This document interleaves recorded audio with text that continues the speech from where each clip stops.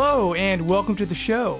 This is episode 6 of the Life of Gaming podcast. My name is Jamie, and I will be your captain on this cruise of video game awesomeness. And you all know my co-pilot, the owl to my Tim the Toolman Taylor, Mr. Josh Brant. How you doing today, sir? Good. I never know what you're going to come up with. It's amazing. I've got a whole list, sir. We need to redo the intro again. Why is that? We need to because Star Wars. You should have said, "I'm the Captain Han Solo" to my wingmate Chewbacca. This would have been the week to do it. Though. I used that like two episodes ago, man. But with all the Star Wars stuff, man, it would have been perfect. That is very true. That is very true. But I figured with the whole beard, I'm thinking, what's a duo where someone has a beard? And I clicked out. Yeah, that was good. that was good. That was good. Sure. Yeah. Well, actually, Josh, this episode is a pretty big milestone for us because when we first started doing podcasting and I was researching it, they said the average podcast lasts 6 episodes. So if we pass this, we celebrate. Get out the drink. Can we make it through an episode? That's the question. Well, today on the show, like you guys know, Josh and I were here because we love video games and we love talking about video games. And we also know that there are a lot of awesome people out there making some great content. So every episode, as you know, we bring on a guest to sort of talk about what they do and let you to get to know the person behind the content. And today we actually have Mark from the Warp Whistle podcast and from Joystick Monkey on YouTube. So Mark, how you doing today? I'm great. Thanks for having me on the show. How you guys? How's it? That was one of my favorite intros yet. The home improvement gag. That was fantastic. I didn't see that one coming. I really thought you were going to go Chewbacca. I was kind of on the same lines as Brant there, and I always like threw that one out there. You know? I feel kind of like I should be hiding half of my face, like I'm Wilson or something like that. And it's like Heidi Ho neighbor or something. There you go. If we just had picture quality with this, man, right. That would be great. Yeah. Well, Mark, let's just have our listeners get to know you a little bit. Before we get into the video game stuff, just sort of let people know a little bit about you. Like I said, before we get to the video game stuff, just more about, who you are, what you do, your job, family, things like that. All right. Well, I live in Sydney, Nova Scotia in Canada. So Sydney's on a little island actually just off the mainland of Nova Scotia called Cape Breton. It's a beautiful, beautiful island. If you guys get a chance, come up here. It's amazing. By day, I do social media and marketing and pretty much all the digital content for a local credit union here. So I spend most of my time online and in the digital space. So you think when I come home, I don't want to look at a computer at all. And so naturally, I thought of the brilliant idea to start a podcast. Sure. So I'm very smart like that. Aside from that, I live with my beautiful fiance, Loren, and our dog Stella, who is currently asleep underneath the table. I'm trying very, very hard not to move or kick her or anything like that. Sure. What kind of dog is she? She is half Cocker Spaniel and half Poodle. They call her a cockapoo. Got it. And that name is just it's a cockapoo. It makes you smile. Right. Yeah. So she's quite good. There's allergies in both of mine and Loren's families. So we had to get something that didn't shed too much. So we researched, and my parents have a big golden doodle. So that's like a golden retriever mixed with a poodle. Yeah, that's what my parents have actually. He's like 100 and I forget how many pounds. He's big. Yeah, and theirs is big too. So we wanted something that didn't shed, but at the same time, could manage without pulling our arms off, kind of thing. When we were trying to take it for a walk, and so this is what we settled on, and there she is. Awesome. Nice. I know Brant. I know you recently got a dog as well, didn't you? Yep. You've joined the wonderful world of dog owners. Yes, the dog brotherhood, if you will. No, mine's a terrier, and James, I loathe you for your awesome yippee. Right. Well, see, what's his name dog, again? Well, my dog Rugby. He is Rugby. He is a pug Jack Russell Cocker Spaniel mix, and he is like super hyper. Oh, mercy. Everybody Oh, thinks my he's a black gosh. lab puppy. He kind of looks like a black lab.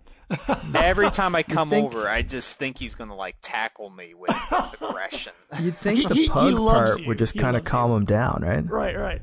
But no, that's not the case. All right, Oh cool. no, the insane dog. Just Well, see, the problem is he's got the hyperness from like the Jack Russell Cocker Spaniel, but then he's got like the kind of like the flat nose. He's got breathing problems from the pug, and so he gets all worked up, and then he starts like sneezing real bad, and it's just it's all kinds of trouble.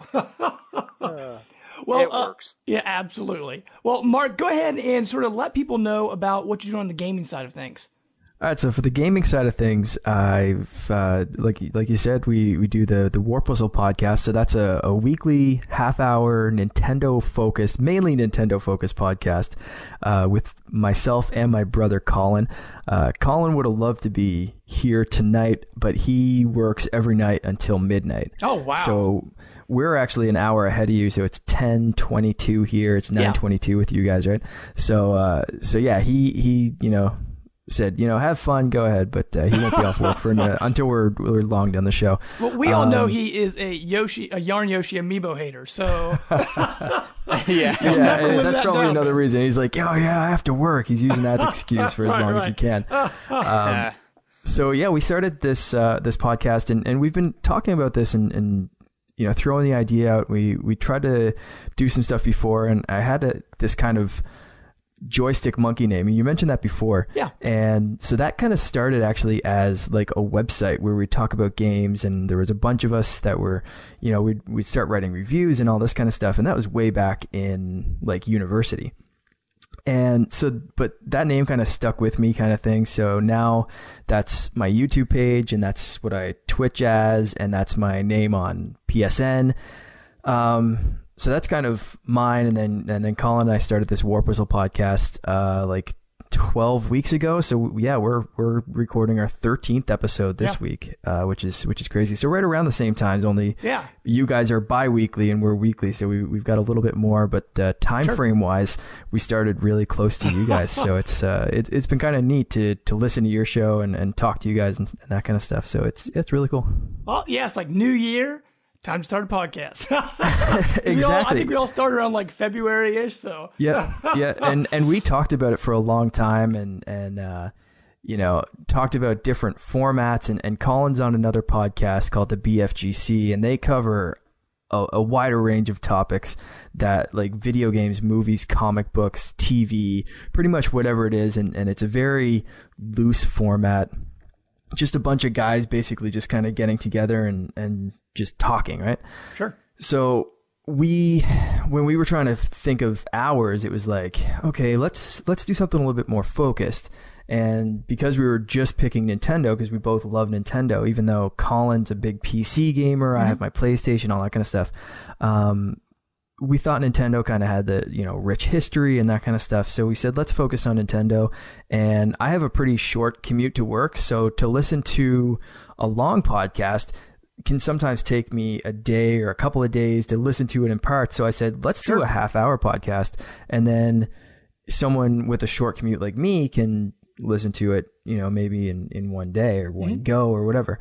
So that's how we settled on the time frame and the topic and all that kind of stuff. So it's kind of weird, like, when you talk about it and talk to different people about how their shows started and what they did and all that kind of stuff. And I love hearing about yours, like how you started about, the life of gaming. And that's, I really love that concept, like find out what people's gaming lives are. So that's why I'm super pumped to be here because it's such a cool idea when I first, started talking to you. And so it's really cool, but yeah, we're enjoying it so far and just having a blast and seeing where things go. Awesome. And I mean, I'm enjoying your show every week, man. I like you, I have a rather short commute to work.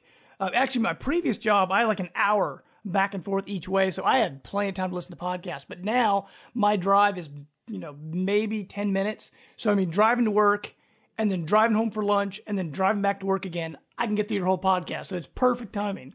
Yeah. There you Plus, go. I'm a huge exactly. Nintendo fan, so that helps as well.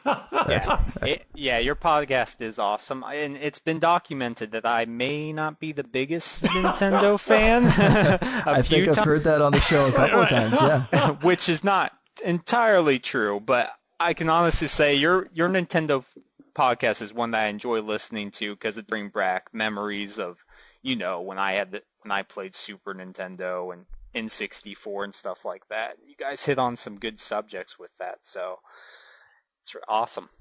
Yeah, cool. so I was going to say, if you guys haven't checked it out yet, make sure to look up the Warp Whistle on iTunes. I know you're also on SoundCloud. Where else can you be found with it? They're the two main ones right now is iTunes and SoundCloud. Through SoundCloud, you can grab our RSS feed or RSS or whatever it's, so you can plug that into pretty much any podcast service or any service there. But the main, it's all hosted through SoundCloud, so that's kind of where it's all connected, and we fire it through iTunes too. So awesome. They're the two main ones. Our Facebook page is also a good way to listen to it directly there. We always post the audio right on there. So yeah, wherever you want to find us, we're there. Awesome. And yeah, I know that RSS feed does help because I know Josh and other people give me a hard time because I have a Windows phone, but through that you can actually type in the RSS feed and it just pulls the podcast down. So I've got it, already got it on there downloading every week. So that's awesome. There you go. Excellent. That's right. Well, okay, guys, with that, we are going to get into our news section in what we like to call Captain's Log.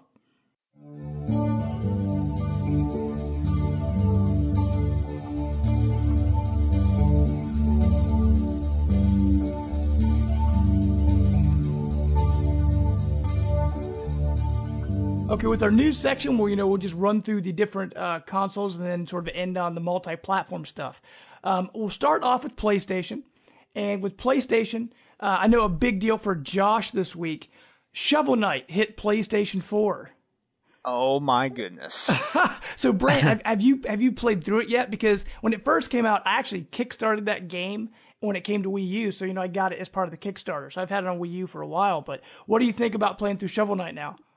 It is an 8-bit dream come true. I mean, when I played it at your house, I just wanted to keep playing, and it's just awesome that, they brought it over, and soon next week for Xbox, I think. Yeah, that's right. It's coming to Xbox next week as well.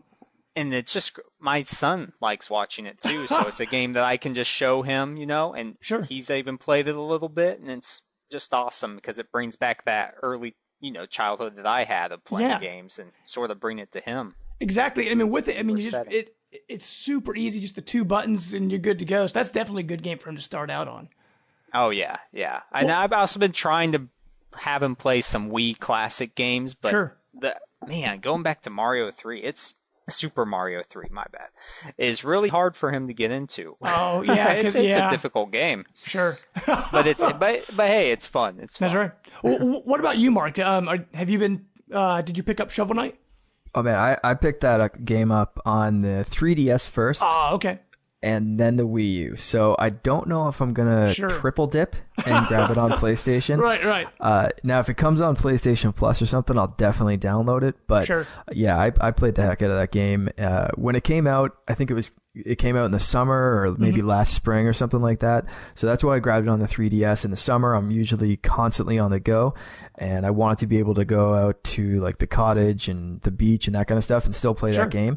But man, it's such a good game. If you haven't played it on a Wii U, 3DS, whatever, like PlayStation, Xbox, pick up that game. I'm kind of jealous that the other consoles get, Battletoads and Kratos? Yeah, and they've actually mentioned they may go back and add something in Nintendo. Because I know that Nintendo's getting the new DLC first. I know they're getting it for free. I'm assuming the other systems are getting it for free as well. Because you get to play as Plague Knight through the game instead of Shovel Knight. So it kind of changed the dynamic of the game. So, and honestly, like I said, I've beat it on Wii U, but it's been a while. And I'm considering picking it up on my Xbox One, especially because that way I can do some Let's Play videos on it and record with it. Because I don't really have any kind of, Elgato or anything like that to record my Wii U on. So all my Let's Plays are through my Xbox One. So that could be a great opportunity. I mean, plus it's a great game. I wouldn't mind owning it twice. They deserve the money. And Mark, you can always go back to get those trophies too. There you go. On the PlayStation. That's true, I suppose. You know what? I'm not a big trophy hunter, so that's not the biggest appeal. The game, even on the Wii U and the 3DS, has a built-in trophy system. Yeah, that's true. So, oh, really? That's true. Yeah, Yep. but it's such a great throwback, isn't it? Like it reminds me of like the Duck Hunt or not Duck Hunt, DuckTales. Yeah. Duck Hunt. which is fantastic. Yeah. Sorry, I was talking about Duck Hunt earlier. But yeah, no, DuckTales and those kind of games that you could kind of just like, those games were really simple. You could sit through those and play them straight through in one sitting kind of thing, right? But this game's, obviously more complex but it just brings back those kind of memories, and it's so good. But yeah, I really hope the Wii U gets some DLC too, like that would add be nice. Link as a character or something. They would add. Yeah, who would fit? Well, although Kratos doesn't really fit, or Battletoads. I mean, they could literally no, exactly. They can do whatever they want. They could do King Dedede if they wanted to, and just sort of throw him in there, Perfect. Amiibo integration. There you go. They could do it all. They could just have all their Smash Amiibo going in there. Yeah. Oh man, that would be awesome. Yeah, Bobby the Geek Guru just heard that, and somewhere his ears just perked up like a dog, and he's like, "Did someone just mention Amiibo?" Right. Yeah. Oh man, it's so funny with the Geek Guru Facebook page. If you guys want to check that out, there's a lot of. If you're looking for Amiibo, go there, check it out. But the other thing, kind of PlayStation related, Mark and I and Brant were discussing beforehand, with Destiny, because it's been very heavily PlayStation focused. I'm kind of throwing this in there. The House of Wolves DLC for Destiny. Now, Mark, is that something you've picked up already?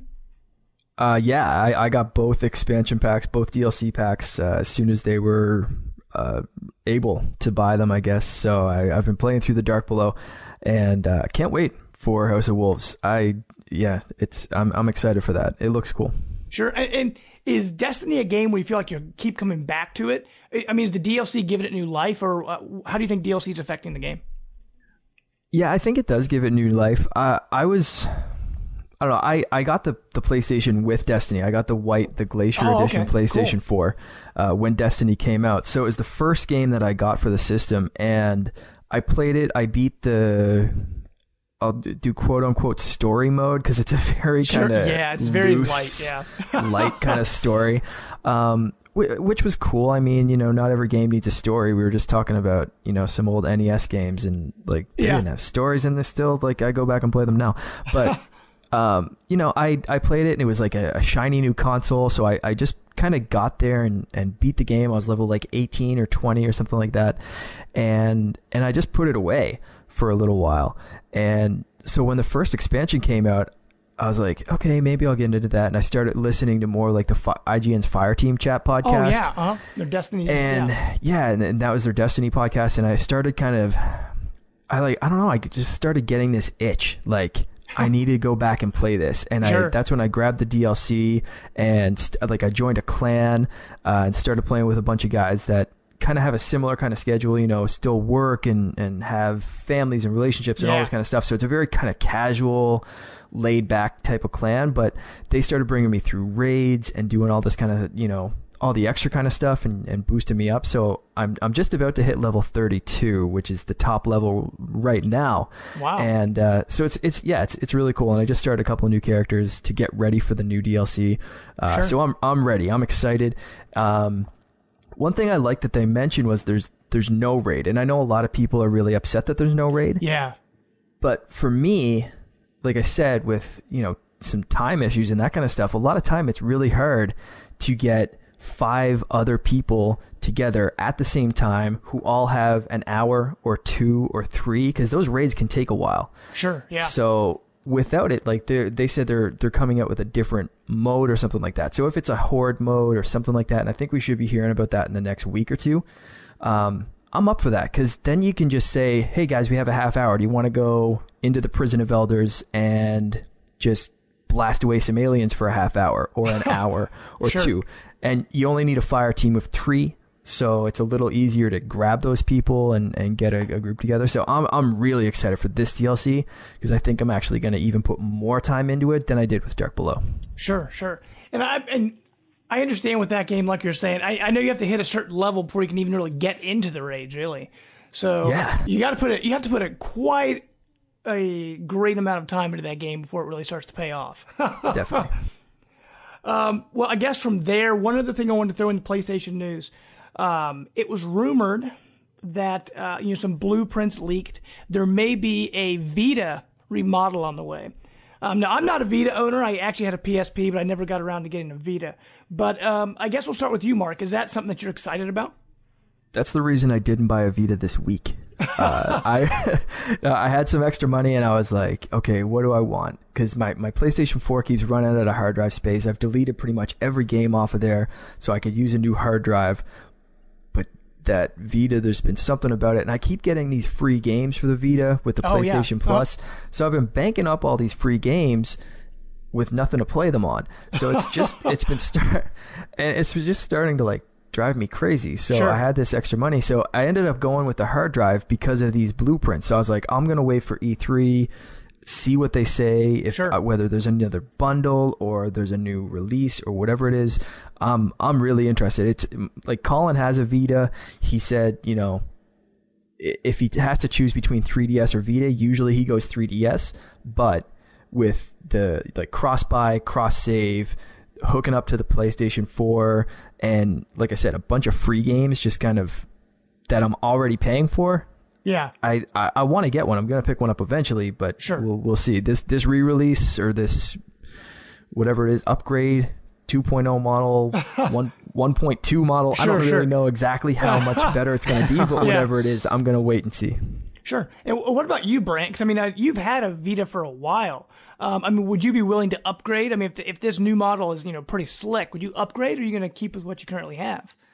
Well, this, to me, looks like they're turning the Vita and PS4 into like a Wii U in a way. Because I think the new Vita is going to have like an HDMI port. Oh, yeah, I heard about that. Yeah, it will. Yeah, just like to hook up right to the, you know, TV or PS4. And I mean, just, you know, just like a second screen experience, which I think that's pretty awesome. I like how they're combining both of those in a better way, because the what is it when you the cross play or whatever? Yeah, when you try to sync it with your PS4, I've tried that a few times, and that's originally why, you know, I had the Vita, but it doesn't work that well when you're outside your own internet.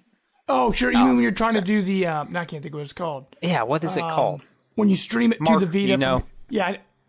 Remote play. There you go. Remote play, there we go. See, what would we do without you, Mark? We would sound like two idiots. Just on this podcast for remote play. Yeah. Right. That's it. But so I'll just come on every week and just throw in words that you guys can't remember. There you go. But yeah, I mean, it works, but it would just be better if, like I say, if you can just hook it up with that cord. I mean, that just makes it so much better. More convenient. Right. Definitely. Okay, with that, guys, we'll get into the Xbox news. But I think I'm the only Xbox One owner on this podcast right now. That is true. But that's okay. Is true. That is normally the case. All you Xbox One lovers, shout out to me, please. So I know Colin I'm not has alone. an Xbox One, so if he was here, he'd be right on there with you. There you go. Well, originally Black Tusk came out and said we are not doing a Marcus Phoenix collection for Gears of War. But now it's rumored, and apparently screenshots have leaked, of a Gears of War 1 remaster. So they may just be doing the original game. Kind of like how recently PlayStation announced they're doing a God of War 3 remaster and they're only doing the one game, which I think is kind of odd. But, I mean, I'd still pick it up. I mean, I love Gears of War. I don't have a 360 anymore, so I don't have that game anymore, so I'd be willing to buy it again.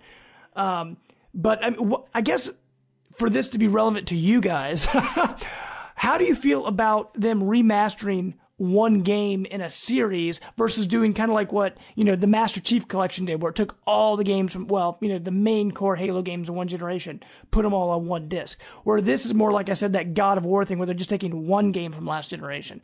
I guess, Josh, we'll start with you this time. How do you feel about that? Well, honestly, for this subject, I mean, I don't. What were we talking about again? Okay, with that, we'll jump to Mark. See, yeah, with Xbox, Gears of War. What? But no, you're letting me down, sir. The question was about remasters. Okay. He wasn't talking about Mario. Why aren't you paying attention? I was in a deep thought process. No, for Borderlands. You were combing your beard. It's okay. Yes. You were getting all the squirrels to get all that information out. No, but it brings up a good point. Borderlands. Sure. I don't understand why they had Borderlands 1. Sure. Oh, in the collection. Sure. Yeah. I mean, that game was inferior in probably every way to Borderlands 2. Yeah. But it just made more sense, just to have a complete collection. I mean, it probably cost more time and resources for that to happen. And I'm guessing for God of War, they already have God of War 1 and 2 packaged with the collection for the PS3. So I mean, it's probably just a time expense. They don't feel like, utilizing those sources from another, from just the PS3 era, Sure. So, but I mean, it doesn't bother me really. I mean, whatever they want to do, they can do. So that's true, and people that want it will buy it. Yes. What do you think, Mark? How do you feel about that? About them doing individual games versus full-on collections? Yeah, it's kind of on a game-by-game basis for me. So one that I'm really excited about is the Uncharted trilogy. I'm hoping that they remake that for a PlayStation because this is my first PlayStation product ever. Is the PS4. I was a 360 guy. So jump ship. Yeah, I did. And it was because because I felt I missed so many PlayStation exclusives last time that I thought maybe I could kind of jump in this time. I was really excited for Uncharted, and that's a series that I really want to play. And I'm tempted to play them on PlayStation now, but again, I'm waiting for E3 to see if they say, hey, this is a remaster 1 to 3 collection, we're releasing them all, or maybe we're just doing the third one again like they're doing with God of War. For Gears of War, I think a kind of a collection would be good for the same reason. Like, you might have some people that skipped out on the 360 but now own an Xbox One or own a PlayStation 4 and are thinking about jumping into Xbox One, and that would be great. Like, I loved Gears of War. I love that series. We spent so much time playing that game. Like, I probably spent more time playing Gears than I did Halo, and I was a huge Halo fan. Especially through like 3 and Reach and those games. So I don't know. I think, I mean, if you're going to redo a game that was only one generation ago and was already in HD, like a lot of people are saying like HD remakes, but 360 and PS3 were HD consoles. Yeah, sure.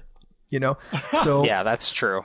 Now, Wii to Wii U, that's a different story. Wii to Wii U, completely. I'm on board with, like, if you give me an HD remake of, like, Mario Galaxy, Galaxy 2, Sunshine, whatever it is, I will, like, I'll throw my money at my screen. Like, Nintendo, just tap into my bank account and take it. Let's go. But for this kind of stuff, sorry, what were you going to say? No, I just said, didn't they port Mario Galaxy 2? It wasn't an HD remake. No, it was just a Wii game. They made it so you could download the game. Okay. Yep. Fun thing about that, I actually grabbed it when it came out, thinking, I'm going to check this out just because it was on sale for $10 when it first came out, right? So I said, okay, fine, I'll get it. I'll download it on my system, even though the disc is sitting 2 feet away from me right now. And it actually uses the same save that's on my system already. Got it. So it is not changed at all. Yeah. Like, running through HDMI, it might look a bit like crisper or something, just like Mario 64 does. Yeah. But yeah, it's like completely unchanged. Well, did you at least pick up the Metroid Prime trilogy? I did, because I didn't have that before. I had one. Man, that's good. Those are good games. 1 and 3.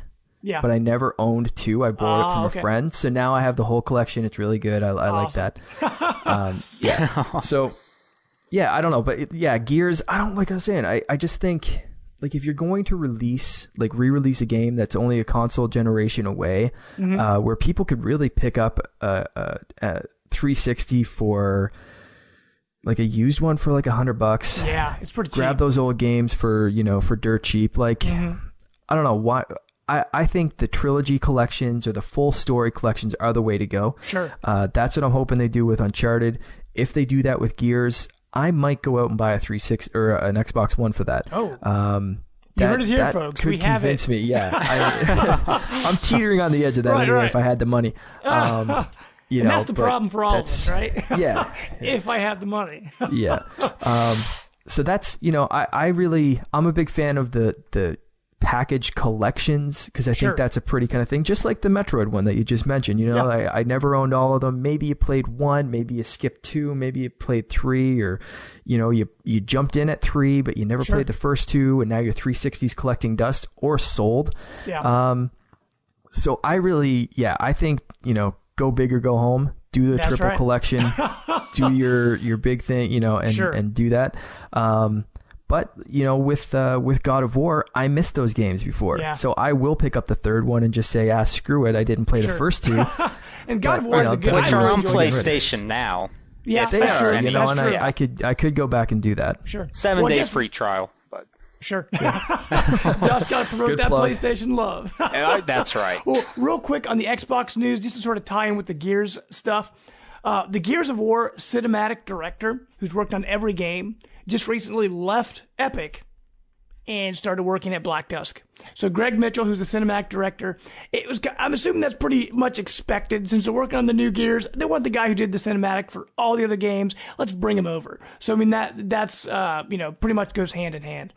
The other thing with Xbox right now, if you're in the preview program for Xbox One, coming up in May, the update for the preview members is going to start allowing the DVR function on your Xbox One, and it's going to start allowing the streaming service to your tablets and your PCs to play on. Sort of like what you do with the Vita, how the remote play streaming on that.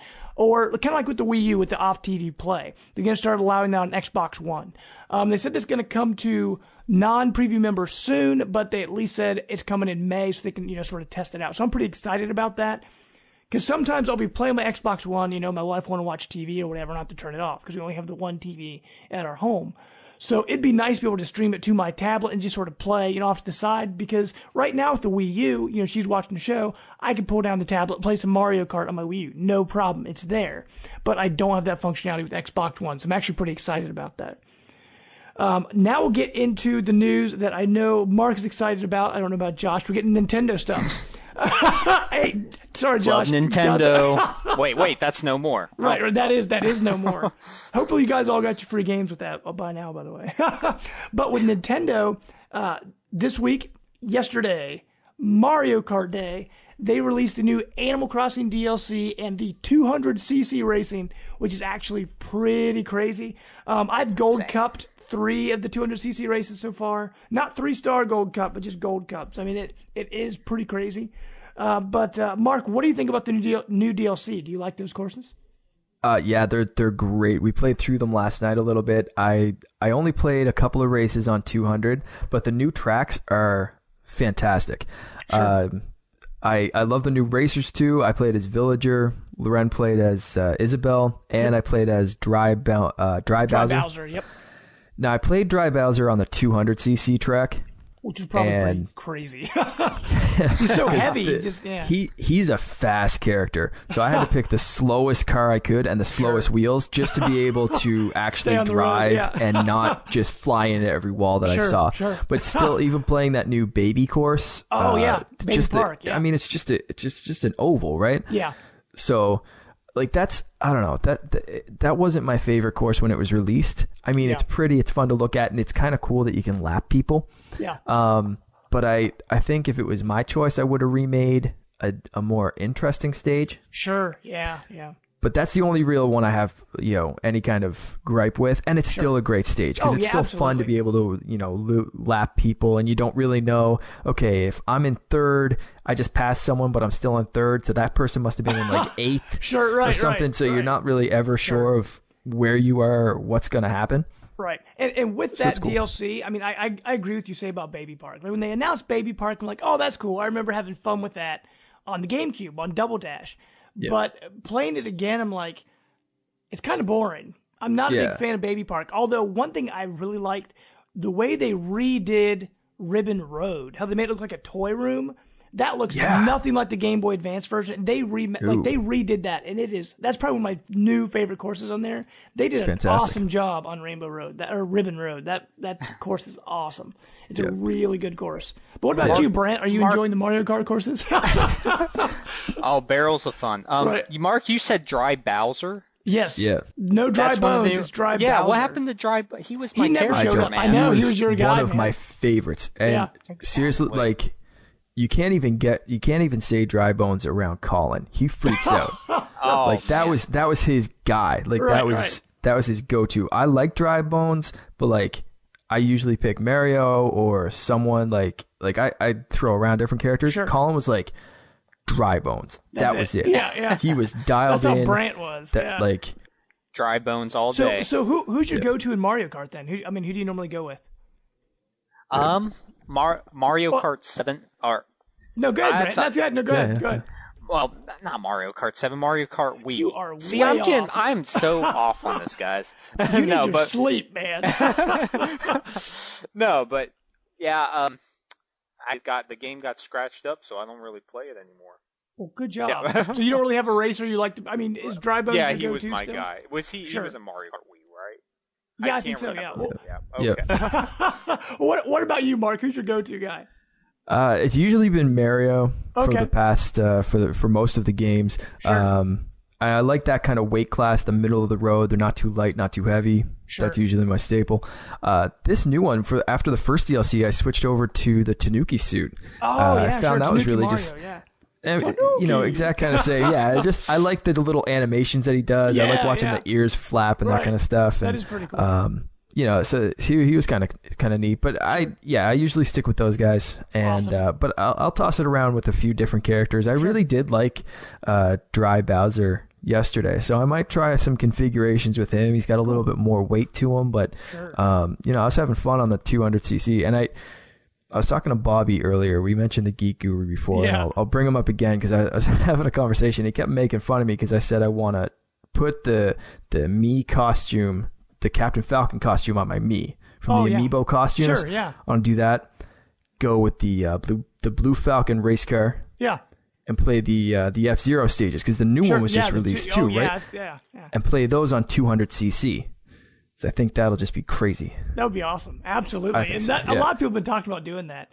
But for Mario Kart, for me, I've always gone with Waluigi. For some reason, whenever that's right. Whenever there's a chance to pick Waluigi, I always pick Waluigi because he is the literal representation of throwaway character, because the only reason they ever made him was so Wario had a doubles partner in Mario Tennis. And so he's been in like any kind of party game or sports game, he's there. So I always pick Waluigi.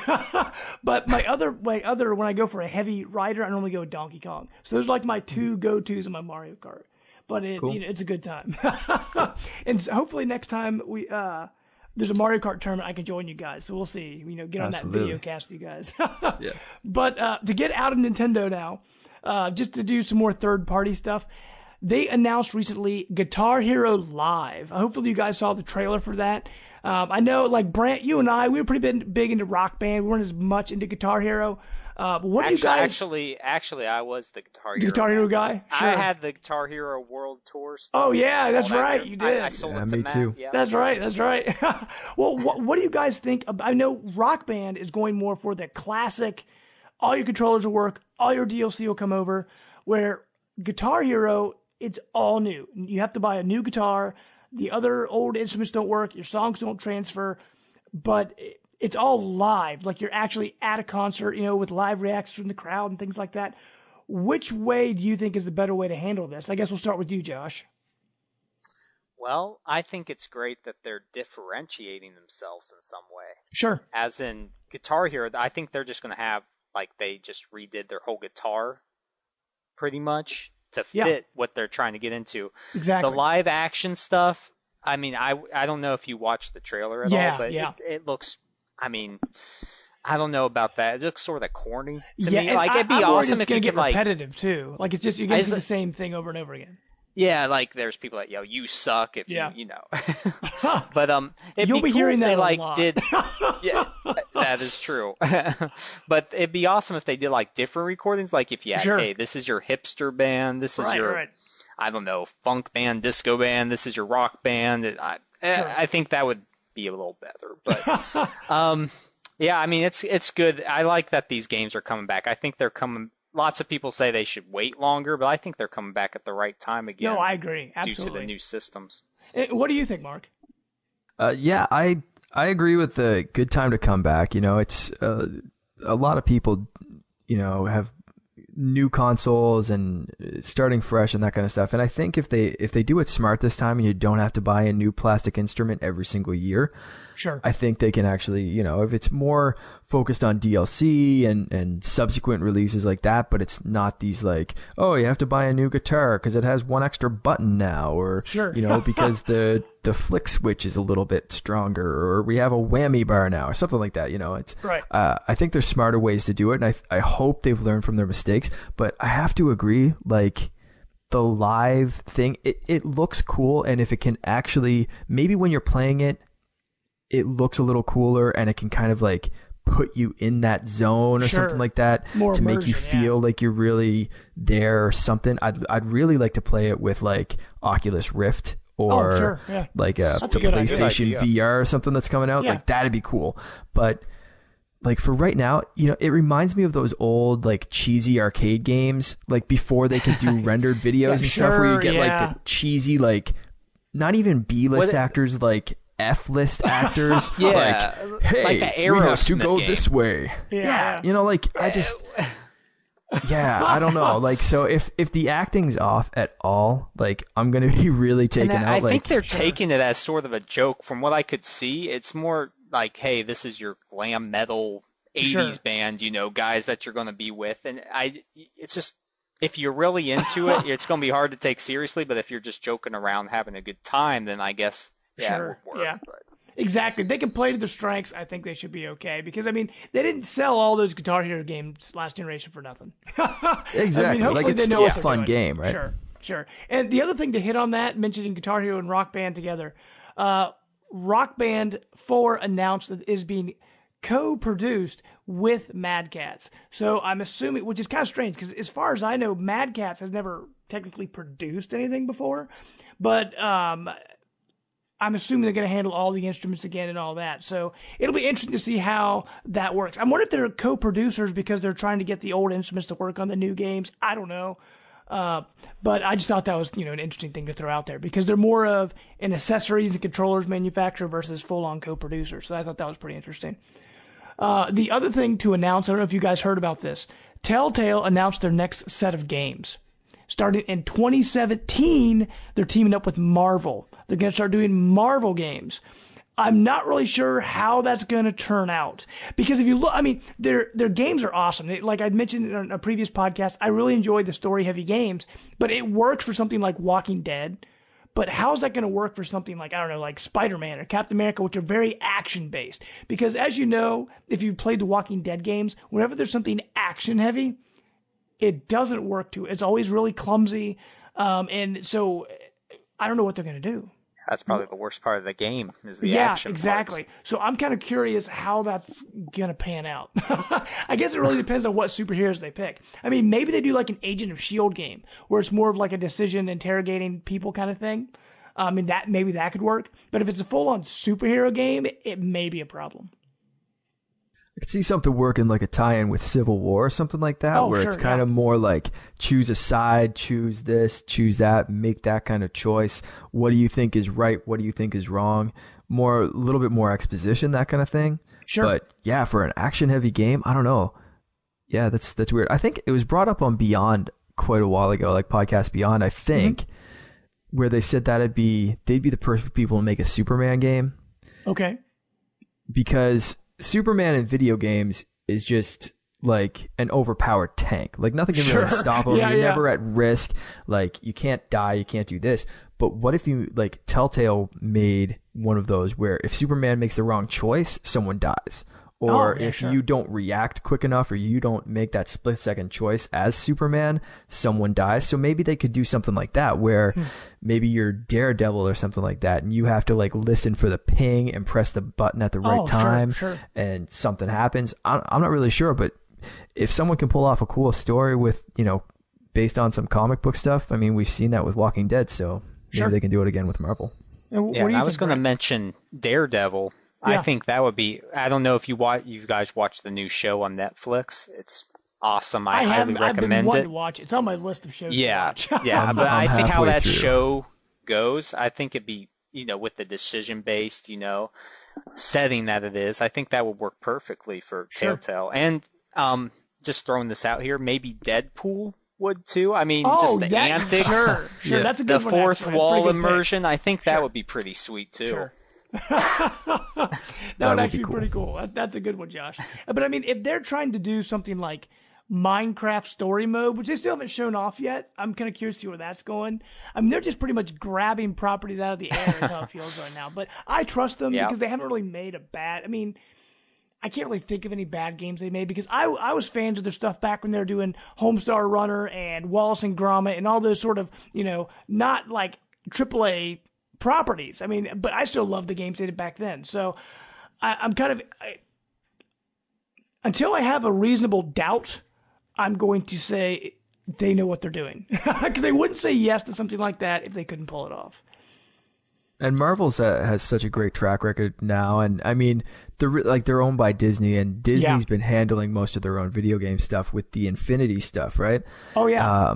So I can't see them handing over the reins to any of their characters, any of their franchises, without A, tight control, and B, trusting the people that they're handing it over to. Sure. So I kind of have faith in Disney and in Marvel and in Telltale, so I'm sure if anyone can pull it off, it's going to be them. Sure. And like I said, I think they'll do a good job. We'll just have to wait and see. Maybe they'll show something off at E3. I mean, it's pretty early, but who knows? But I guess with that real quick, we'll get into our budget part of our news we call My Two Cents, and I'll just hit a couple of quick things here. Real quick on the PlayStation side, right now, over at Best Buy, you can get a Vita with Borderlands 2 for only $170. Also on Amazon right now, if you buy a PS4 bundle, you get an $80 bonus credit with that. So, I mean, you can use that to buy another game. On the Xbox side, as we mentioned in our last podcast, GameStop's still running the deal where if you trade in a PS3 or 360 toward an Xbox One, it saves you $125, which is pretty awesome.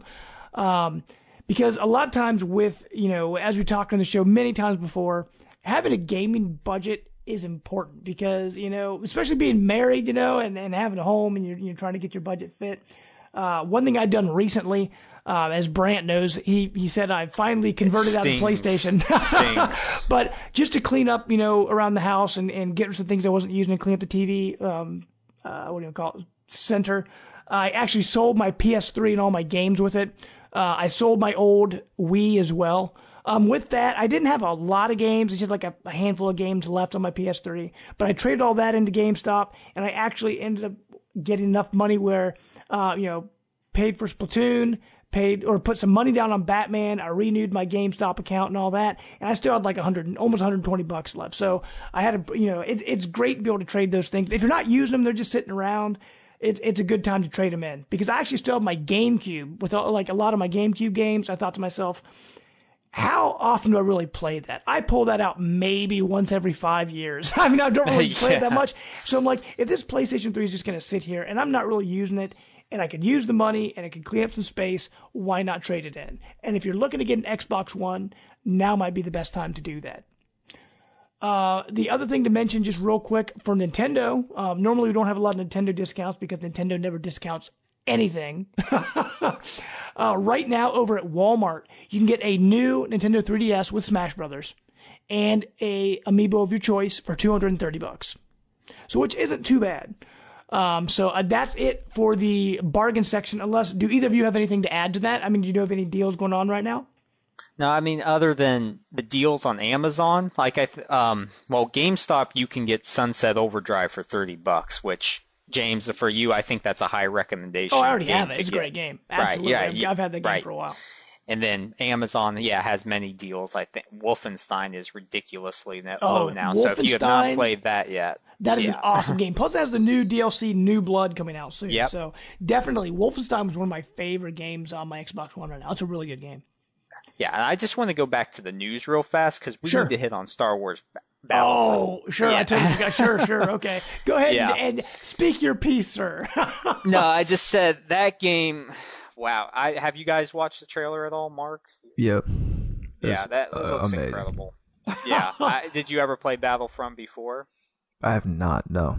Yeah. Actually, there was a flash sale on the Vita for the PSP version for the PS Vita, which was like 90 cents, and I thought that I was just playing around with Worth it. every penny. Leather that and more. It's a really good game, and so it got me sort of hyped up for this new game that's coming out, and with how pretty it looks, that Battle of Endor. Sure. I mean, I can't excited. speak highly enough. I wasn't looking forward to that, but now it's on my radar. The only thing that I have reservation about is that it's multiplayer only. Yeah. Which I'm not a big multiplayer person in the first place. And DICE, as good as they make their games look, they don't have a good track record of stability with their games. So sure. Those are two little minor things to worry about, but yeah, I'm stoked for the release. Do you have anything to add to that, Mark? No, I don't think so. But I do have one thing to add to your deals. Sure. So I mentioned before that I got the new hard drive for my PlayStation. And for any Canadian listeners, I'm not sure if this applies in the States, but the 2 terabyte Seagate Slim external hard drive is on sale right now at Staples, staples.ca. I went into the store, they price matched the website, and that's how I got the 2 terabyte hard drive. It's usually $160. I got it for $114 or $115, and it fits perfectly into the PlayStation 4. It took me like a half hour or less to take it out of the casing, pop it into my PlayStation, and the PlayStation hard drive, the one that's built in, fits perfectly in the casing. So now I have a new 500 gigabyte external drive and a 2 terabyte in my PlayStation. It's awesome. Get it on sale while you can. It's the best price I've seen. So That's a little bit for any Canadian listeners looking to upgrade their PS4s. Yeah, and you need that 2 terabyte, 1 terabyte hard drive. Yeah, you really do. The new system should not have come out with just 500 gigs. Yeah, they force you to install everything. I mean, most games are like 40 or 50 gigs, so you really need a good size hard drive for that. Or at least like Mark said, get something external or anything you can do to sort of, beef that up a little bit. Well, with that, guys, we are now going to get into our topic of the week.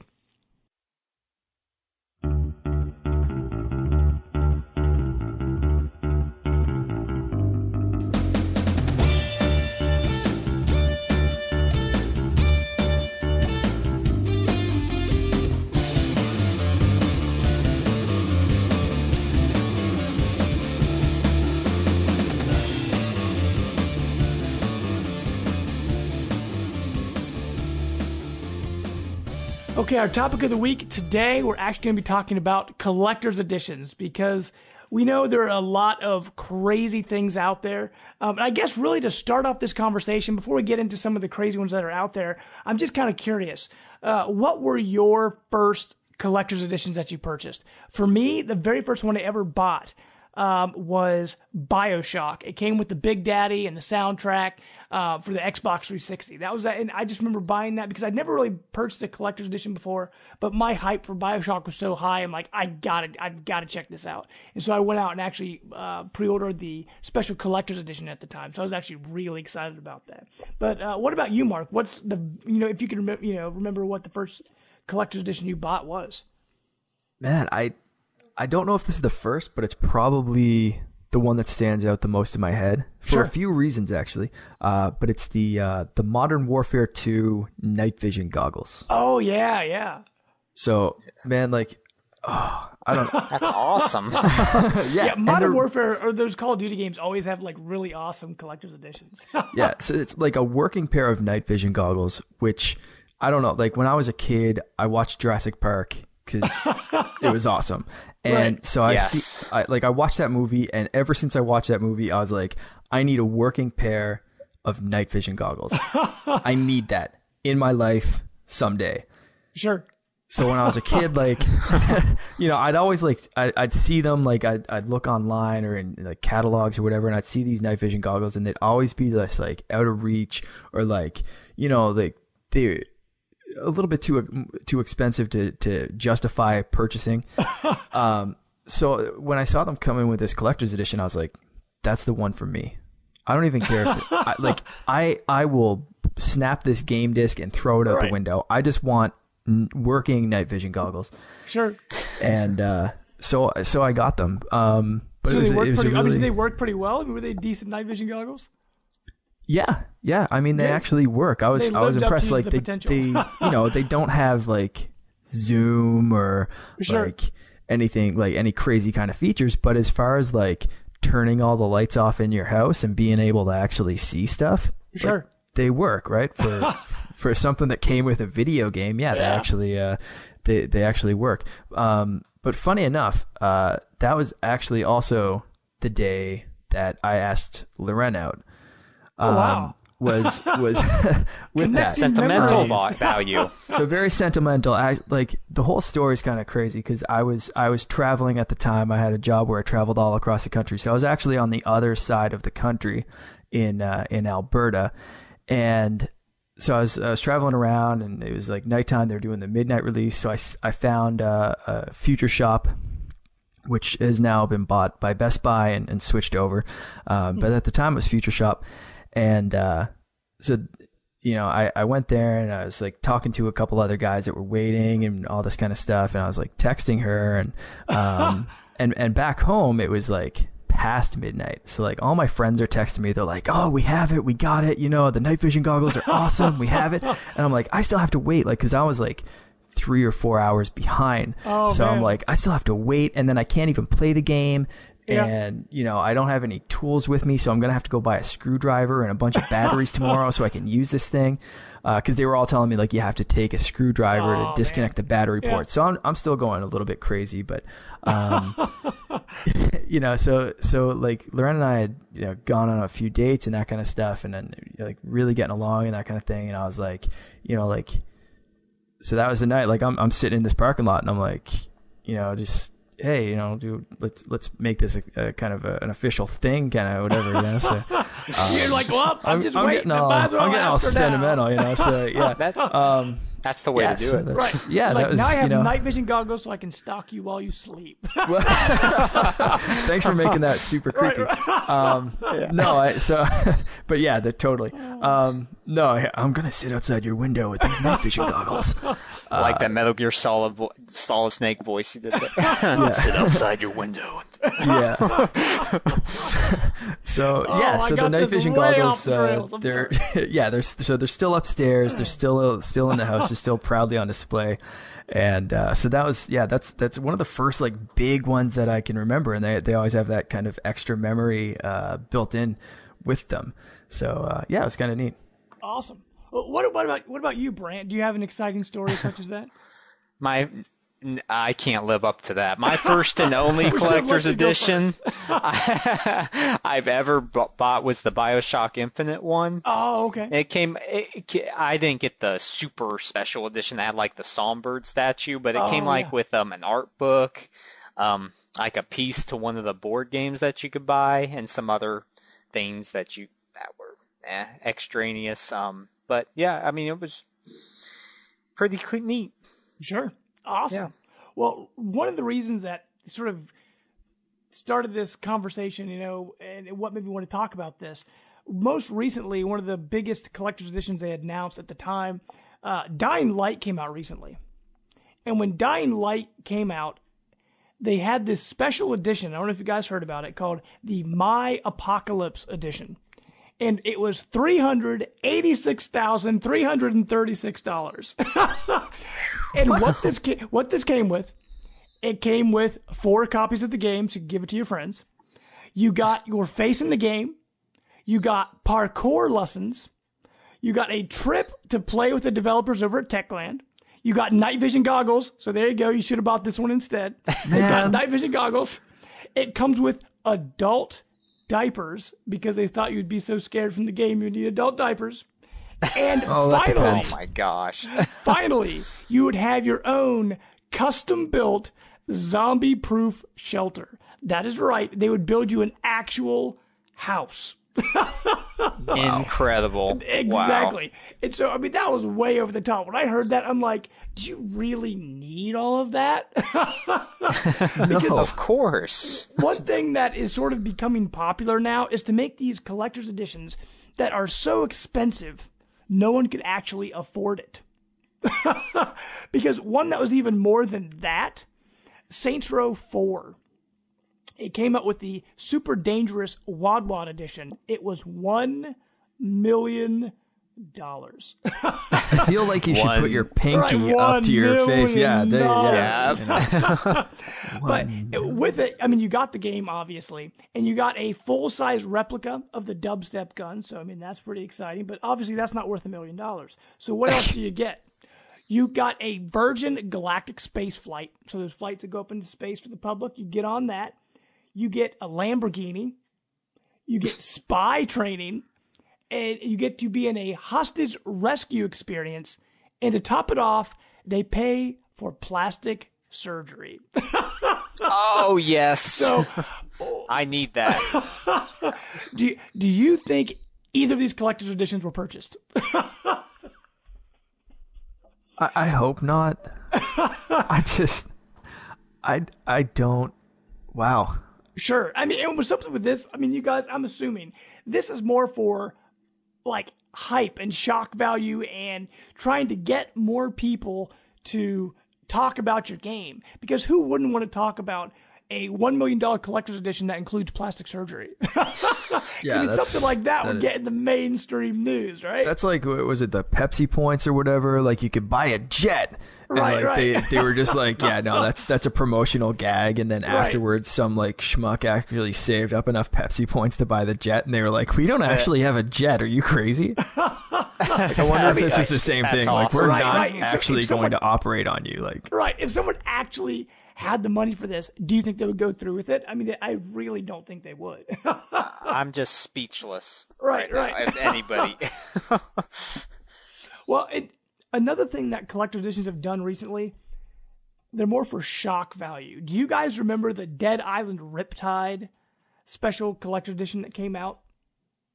By any chance? It was in the news, and they had to pull it from the stores because what it was, I mean, it was the game obviously and some artwork, but I think it was like the casing or something. You know, most of them come with statues. Well, this one, it was like just a woman's torso with like no heads and no arms. Do you guys remember that? Yep. Yep. I mean, what do you guys think? I mean, I'm assuming pushing the envelope, right? I mean, they do it for shock value to get people to talk about the game. So I guess in collector's editions now, do you think they've gone too far? I mean, are they over the top? Are they more of like a propaganda to get you to talk about the game versus something people actually want? I think some of them are. You know, I definitely think there are some that have that shock value effect, but I think some of them are still really cool for fans of the game. You know, if I didn't go with the Destiny edition console, I probably would have went with one of the special editions of the game. It came with the Ghost, came right? with the actual Ghost, right? And, you know, I think it's kind of funny for games that are the first one of a franchise. I think it's kind of funny that they come with these special editions, because it's like usually when I buy a special edition, it's for something I want, whether it's night vision goggles or, you know, one of the other special editions I bought was the Halo Reach. It came with a big statue of the whole group. And that was another funny story that I had when I bought that one. All my friends and everyone lined up at Future Shop again. And I was actually home for this one. So I drove past and they were all lined up for the midnight release. And I drove past at like 10 o'clock and it was like not super warm out or nice out or anything. And so I drove past and was like, yeah, I'm not waiting for this. Right. So I went to Walmart the next morning at like 8 o'clock, right when they opened, right before I went to work. And I strolled in there, the only person in, walked up, said, I want one of those. There was a bunch of them there, and I was the only person there. And the kicker was that I didn't have to wait for it, but the biggest kicker was there was a price mistake on it. So I got the extra special edition for the same price as like the special edition. What? Nice. So, that's nice. It was like a double whammy for me. So like, but those are things that, you know, I like those franchises, or I wanted a pair of night vision goggles.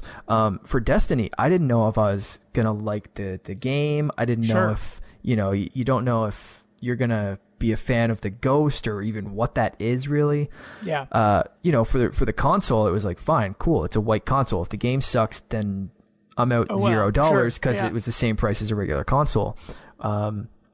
So yeah, for some games, but like for Mortal Kombat 10 or Mortal Kombat X, like those special editions were really cool because Scorpion's such a popular character, and especially the really special one that was designed by Course. He does a lot of really like high end like vinyl statues and that kind of stuff. And my brother's a huge collection of those. So when he saw that, he freaked out, right? Like he was like, "Holy crap, Course is designing something, right?" And neither of us got that, but it was close. He was really tempted just for the statue. So I think those kind of special editions are cool because it's a character that's been around for like 20-25 years. It's an established franchise. It means something to the people that are collecting it. But yeah, others I totally agree. I think that they're like shock value, or it's like, why are you releasing this? No one's even heard of your game, but you're having a $300 special edition that comes with a character statue for a game that no one's played yet. Like, and then the game bombs, right? And then it's like you don't see people clamoring for like Order 1886 statue or something like that. I played that game, I liked it, but I'm not going to go out and pay extra for a statue for a character from a game that I played once and was like, yeah, that was a cool experience. Sure. Well, what about something like, talking about, series, like Assassin's Creed? Every single game comes out with a statue of whoever the main assassin is. And do you feel like, I'm assuming there are some collectors out there, when they bought the first one, they bought it with the statue, and every single one after that comes with the statue, they're like, well, I've got to keep going now. I've got a set. It's like the amiibos. Right. You just keep going. You get the collector bug. Yeah, that's absolutely. That's right. Yeah. And that's one thing with Nintendo, though. I think part of it, the reason, I hate to get back on amiibos, Josh, but with amiibo, because Nintendo doesn't really do collector's editions, and like people like those little statues, and it's the only way people can get that. I mean, it's not like Assassin's Creed where they have special editions of games that are going to come with a Mario statue. I mean, it's just not there. So, I mean, that's the only way people can get that kind of stuff. I bet some people just buy collector's editions and don't even open them. Yeah. At all, just to collect them. Because some prices, I mean, you're talking about you buy a set for like $200 and it costs like you can hear the Fallout 3.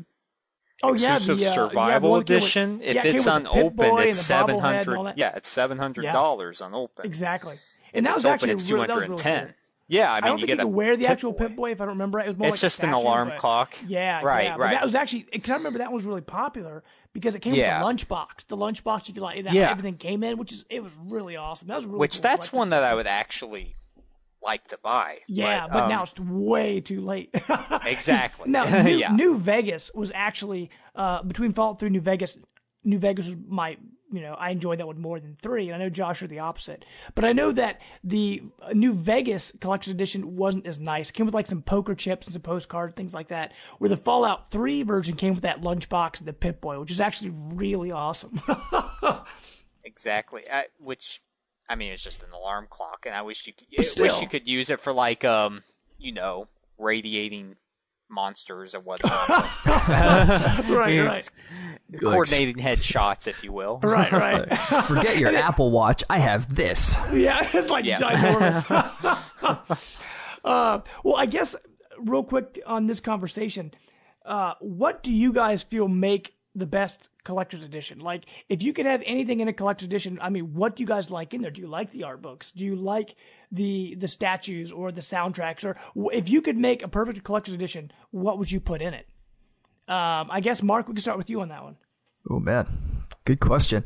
I think it's something like I mentioned before.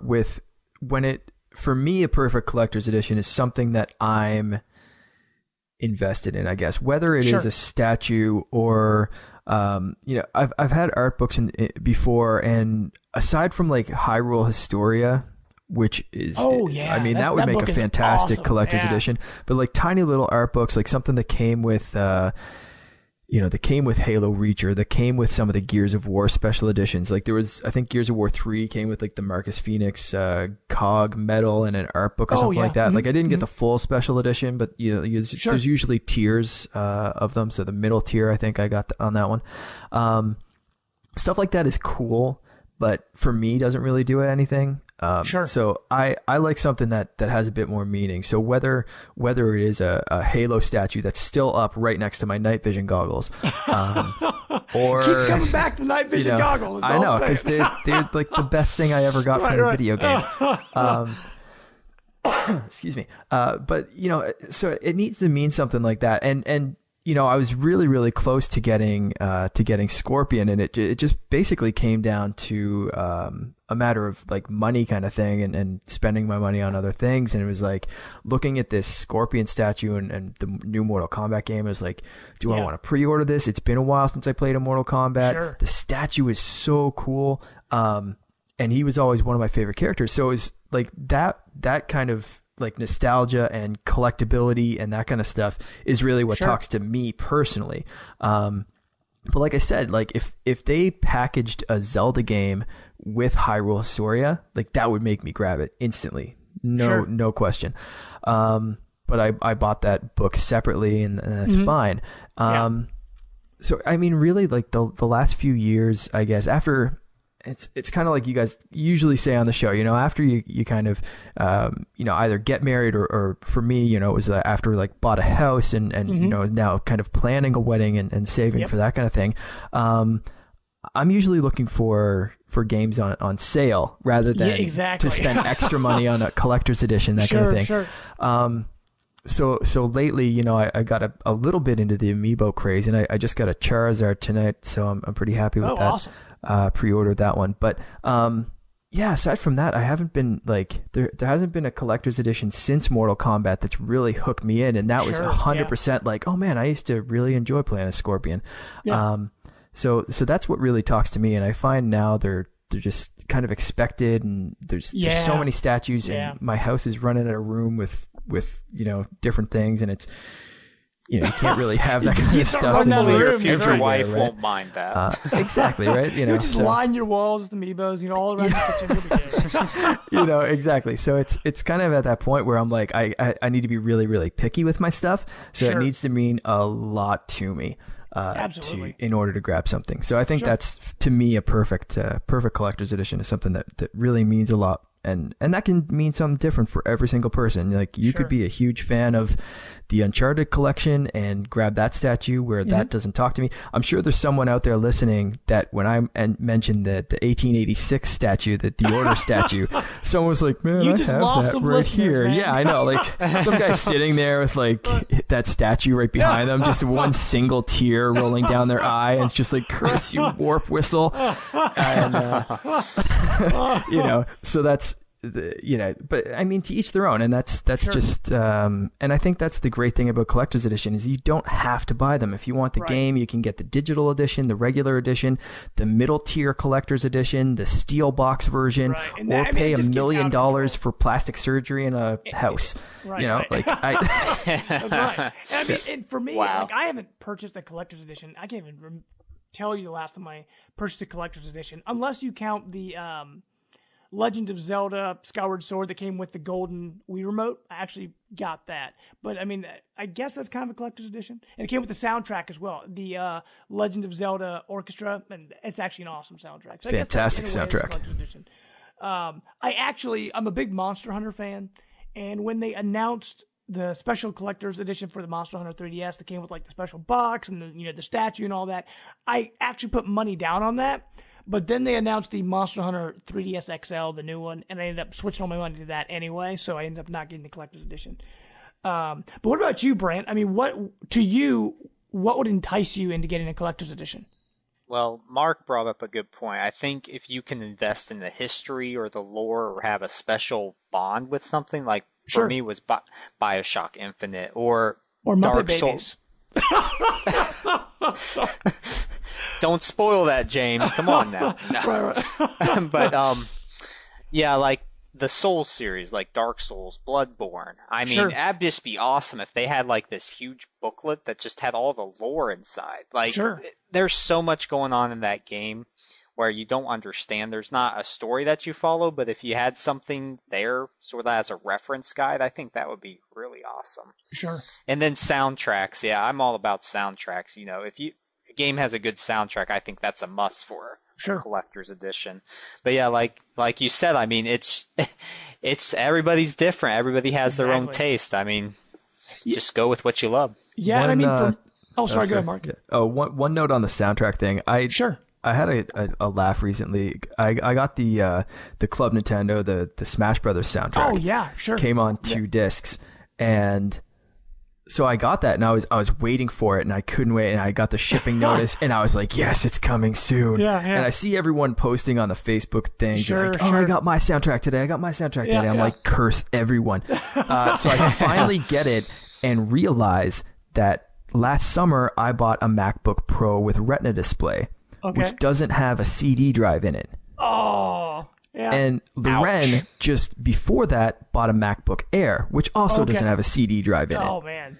So guess who couldn't listen to that CD until he went to work, uploaded it. I had to upload it on my work computer and send it to myself digitally. Funny. And then finally I was able to upload it because my car doesn't even have a CD player in it anymore. I switched over to an Alpine unit that's iPod or iPhone plug-in only. Sure, yeah. So everything, it just runs straight from my phone. So I was like, I have no way to listen to this or do anything with it. And I'm not going out to buy like $100 super drive with a CD because I never use CDs. Yeah. So... well, that's a problem. So if there's a special edition that comes with a soundtrack, I want a download code. Sure. Or as long you can come on 8-track or whatever, you'd be good. Oh yeah, vinyl. Right. Yeah. I think for me, when it comes to collector's editions, when I was younger, I thought statues were awesome. And there's nothing against statues. I think statues are really cool and look great, but I have nowhere to put them. Now, when I'm thinking about it, I agree. I think soundtracks and art books, I completely agree, are the ways to go because, a lot of times the art books will be smaller and they'll fit inside, the metal casing or whatever the game comes with, or I can just put it on my bookshelf. I have room for it. With the statues, while they look cool, I just don't have space for them. And so a long time ago, I said, I'm just not going to get, those large statues. Because I like with the Monster Hunter one, I knew it was really small, where, more like almost amiibo size, where like Assassin's Creed or Last of Us or all these games that come with these huge statues, I've got nowhere to put it. And it would look kind of ridiculous in my living room. We have all this stuff and it's like this giant, Uncharted Drake statue in the corner. And it wouldn't look right. Yeah. But with that, I guess now to sort of bounce off that, just a real quick fire question. What do you guys think is a good price for a collector's edition? What would you pay for these collector's editions you're thinking of? I guess, Josh, we'll start with you this time. What do you think is a good collector's edition price? With the game being $60, how much more would you pay to get these items you want? I mean, as far as what I would want, it'd be like $80, $90. Sure. Most likely. It can't be much more than that. Like you said, with the family and finances. I mean, if it's a game like Fallout 4... Your kid doesn't need to go to college. Take out that money right now. I need that Fallout 4 special edition. But need a working robot. Yeah. There we go. Claptrap. Oh, yeah, the mobile clap. Oh, my gosh. It was like $500. Oh, we did. That was like $500, wasn't it? That'd be incredible. But right. But anyway, it'd have to be in that sweet price range. And like I said, just have one or two items that I would care about. Sure. With it. Sure. What about you, Mark? I mean, what do you think is the sweet spot for that collector's edition? I kind of agree. It's around that $90 to $100 range. I think is a sweet spot where if it's something cool and it's just a little bit extra than the standard edition, it's one of those things that's like, okay, cool, I can justify that very easily. Sure. Now, I will counter that with if it's cool enough. And I'll like night vision goggles. Like night vision goggles. I don't know. I can usually find a way to try to justify that maybe.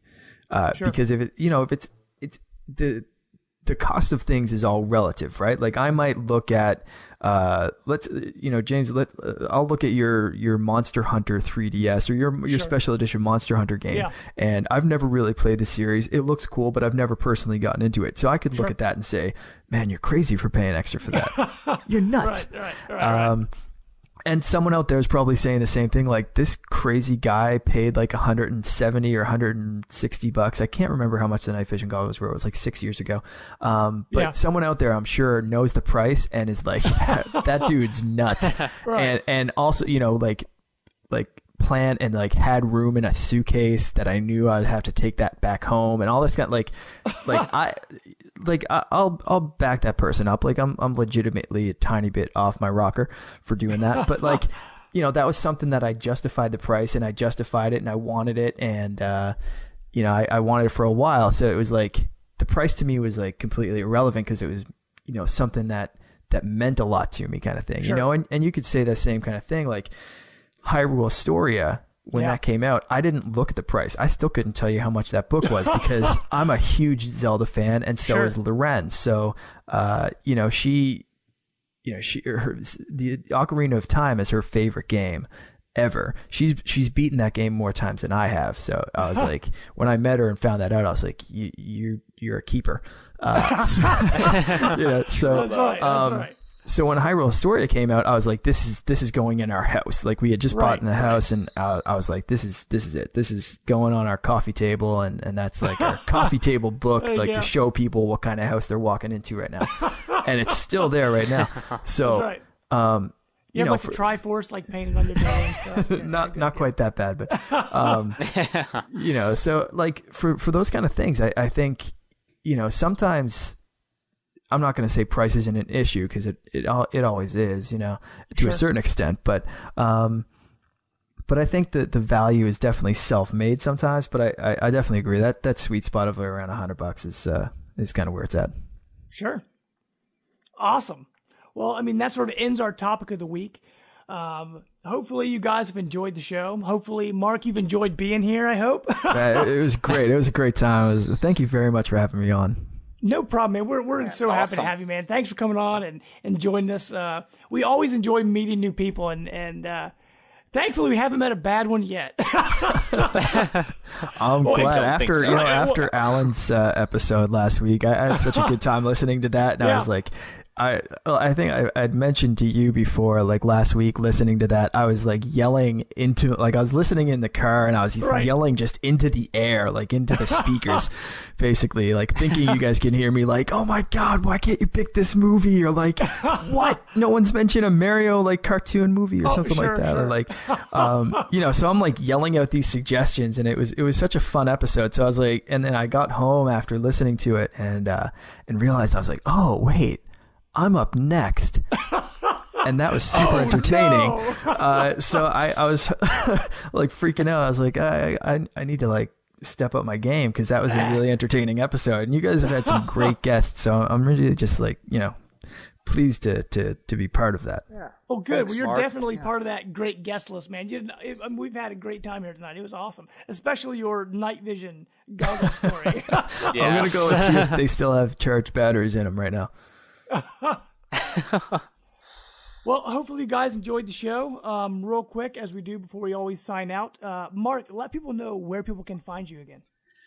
So you can find us on Facebook at the Warp Whistle. Just search it there.